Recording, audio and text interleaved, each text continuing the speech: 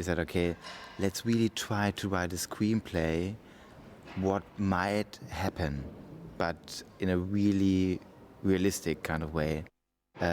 So we took characters we know from our time at school, for example, Tim Stoltefuß and Caro and Marcos. Those are really people, they exist, yeah. So, and then we went to schools and spoke with teachers and students, and all the material we took and we put it into the screenplay. Because the question is always, and I think it's the most important question, could this happen again? Because if this kind of experiment can happen in Germany, it can happen all over the world. And that's a question, I think it's really important and very interesting.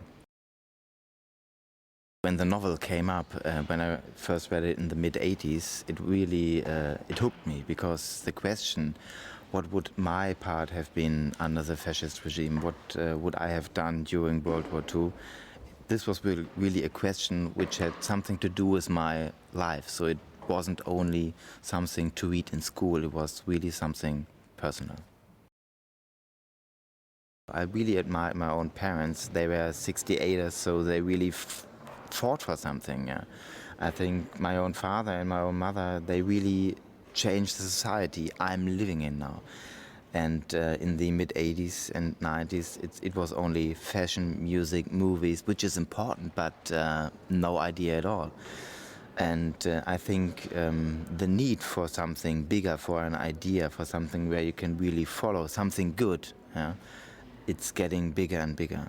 So I think the time, or I think the circumstances for such an experiment are better than ever.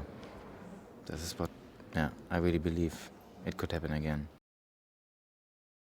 He's the actual teacher. It's what we tell in a kind of way is his story. So, and the aim was really to make the film and the experiment believable in Germany.